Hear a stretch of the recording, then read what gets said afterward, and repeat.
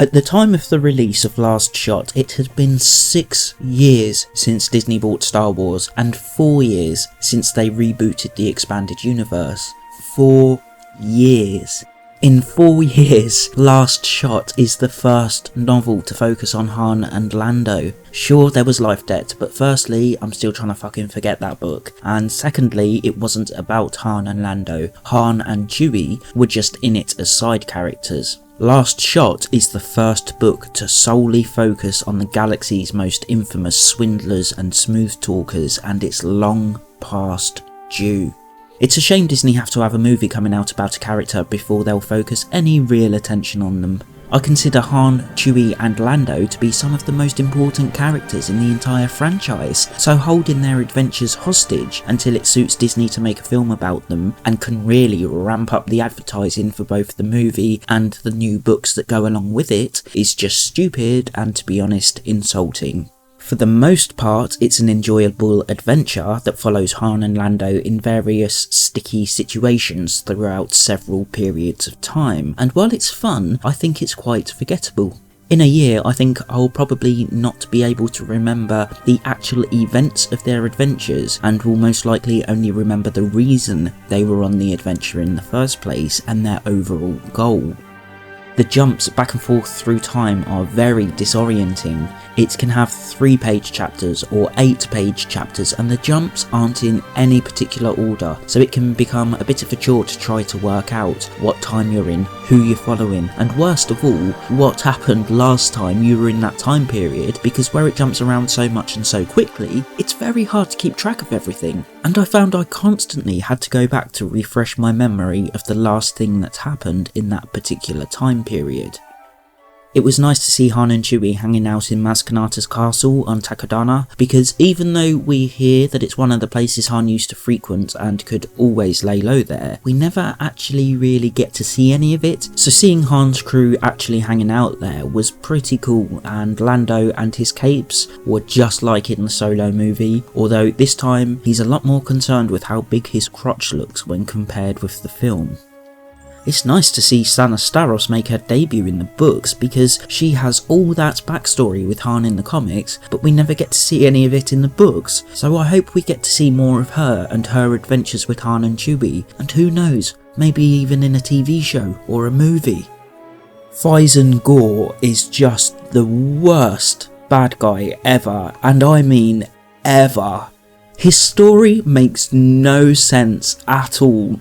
I've often said that bad guys don't need a backstory if they're good enough bad guys. Vader didn't need one. In fact, if you ask fans of the original trilogy, they will tell you the backstory ruined the character.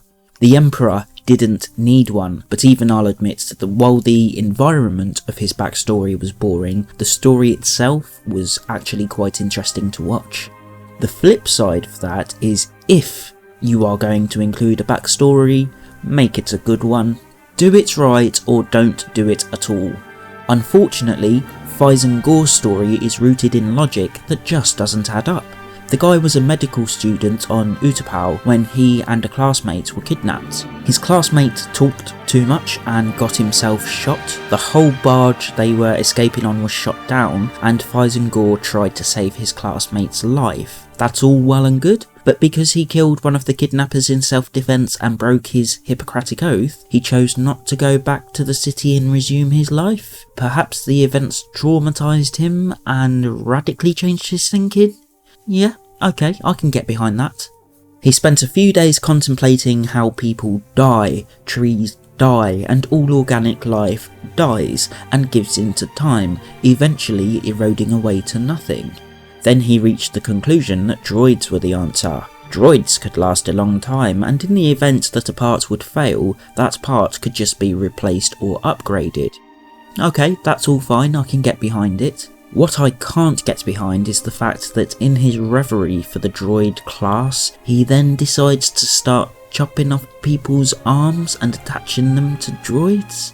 It just makes no sense whatsoever. It's mentioned that people harvest droids for their parts, and I can only assume he meant things like prosthetic limbs. But they weren't harvested from droids, they were manufactured as individual limbs and were never connected to droids in the first place. No droid has ever suffered at the expense of someone getting a robotic prosthetic limb, so that's just a load of rubbish and doesn't add up. Also, if droids are so superior because they aren't organic, and Fyzen Gor has a hard-on for droids, surely adding organic limbs to them would make the droids weaker. There's no benefit for a droid by adding organic limbs instead of leaving the metal ones, so his entire crusade was built on faulty logic. The half-assed attempt by Alder to justify Fyzen Gor's one-man mission against the galaxy is something that really does bring the book down because it wasn't thought through properly, and it's something that when you're reading will pull you out of the book because you as a reader know it makes absolutely no sense. I do wonder if Alder was inspired by Obi-Wan Kenobi's "if droids could think there'd be none of us here, would there?" line from Attack of the Clones and just ran with the idea without pausing to stop and think if where he was going with it was palatable to the reader. Fyzen Gor and the plot of the book actually reminded me of the first chronological book in Legends, Dawn of the Jedi Into the Void. The plot of that book is basically there's one bad guy, Dalian Brock, who set out to do something that most people believed would hurt the galaxy, but he believed wouldn't, and a single person set out to stop him. He had the same sort of nonsensical logic that Fyzen Gor had, and the idea that he's pretty much on his own apart from a select few people matches with Fyzen Gor, although Gor had his droid hybrids instead of people, and why, if the entire galaxy is at risk, would Han and Lando be the only two people trying to stop it, just like Lannery Brock was the only person trying to stop Dalian in Dawn of the Jedi Into the Void. It just makes no sense.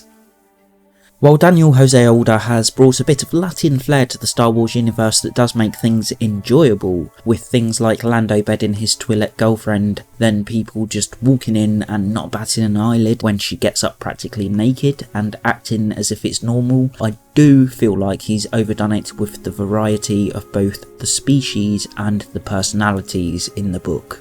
Racially sensitive Gungans, Splicer Ewoks, what I believe is a reference to the first Knights of the Old Republic game in the form of an alien that appears to be made of two symbiotic beings, and of course L3 and her nonsense about droids' rights, droid sexuality, droid gender identification, and to top it all off, droid pregnancy.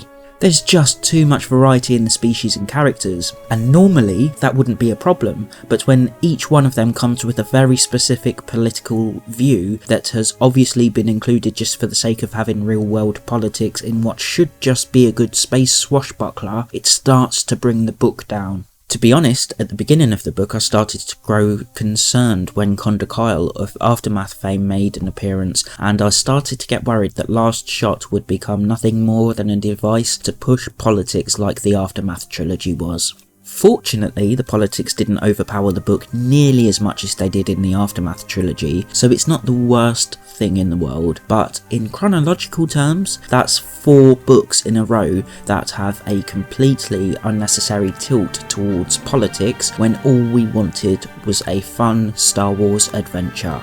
Why can't we just have Star Wars books be about the adventures rather than racial and LGBT politics? Having said that, I liked L3 a hell of a lot more in Last Shot than I did in Solo. I think she just came across as silly in the movie, and in terms of characters she wasn't that far away from Jar Jar Binks, but in Last Shot it was actually interesting to see her go off on a mission and drag Lando with her, with the latter expecting it to be a droid's rights mission, but turning out to be directly linked to the plot of the book, with a bit of droid's rights on the side for good health.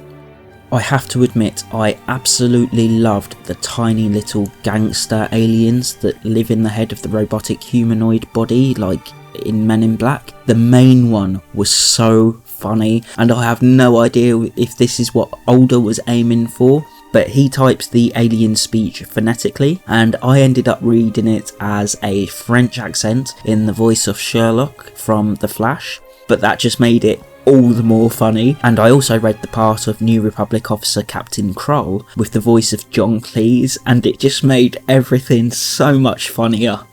It's not really clear throughout most of the book what the actual threat is. Most of the time the only real threat is that Fyzen Gor will kill Lando if he doesn't get his Phalanx device back, so the threat is presented as being there, but the problem is it's undefined. While that worked with the rabbit's foot in J.J. Abrams' Mission Impossible 3, with Last Shot it did leave me wondering why anyone should care. I mean, all they had to do was not get his device, put Lando in protection, or use him as bait until they caught Fyzen Gor, then lock him up. So actively going out to get the bad guy his super duper doomsday weapon just seemed stupid to me.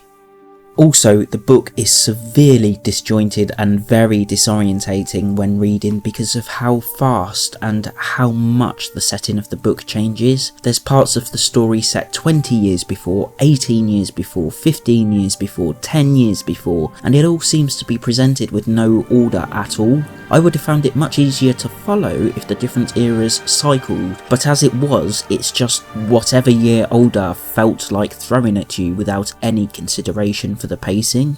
This is made worse by the fact that sometimes you'll have 2 chapters in a row for the same era, then it will switch. Sometimes a chapter will have 15 pages, other times it will have 2. There are no chapter numbers at all, and it all adds up to be a book that feels like it's messing you around just for the sake of it, rather than because it works as a storytelling technique. It's clear that it was so confusing that neither Alder nor Hidalgo could keep track of the timeline, because it doesn't match up with the Solo movie. If you actually track the years, the main part of Solo is set 10 years before A New Hope. In Last Shot, the main plot takes place 3 years after Return of the Jedi, and Han's story takes place 10 years before that, and Lando's is 15 years prior, firmly placing it 1 year after the events of Solo. But it doesn't make sense because L3 is still around and Lando still has the Falcon. I've said it many times, but I wish they would release a timeline in the books with years on it and not just vague placements. It would help the authors and storytelling group to keep track of everything and not make these really basic mistakes. It really does get tiring spotting mistakes in these novels and comics that shouldn't have made it to print, and I know I rag on Hidalgo a lot, and it's not a personal thing. I don't hate him as a human being. It's because he's in charge of the law. It's his job. So when I read a book and nearly every book doesn't add up, it's because Hidalgo hasn't spotted the mistake and rectified it, and it's insulting because it's his fucking job. I really wish the guy would pay more attention to the rest of the Star Wars media and not just his little kids' TV shows. So overall, Last Shot was a bit of a disappointment for me. It's another book that tried to force in real-world politics when it wasn't needed. The adventure was okay, but forgettable. No one at Disney seems to care about the timeline, and to be honest, while there are a few good moments between Han and Lando, I didn't think they were anywhere near as good as other people seem to think. If you want good banter between those two, forget canon. You quite simply won't find it there. Read the Jedi Academy trilogy instead. In one book they play Sabacc for the Falcon so many times that it actually has its ownership transferred between them 3 times. Sadly, Last Shot is almost entirely forgettable, totally and unnecessarily disorientating, doesn't connect to the Solo movie at all, and didn't live up to what I expected from it. It's not the worst book ever written, but not being the worst isn't the same as being good, and the truth is, Last Shot just isn't good.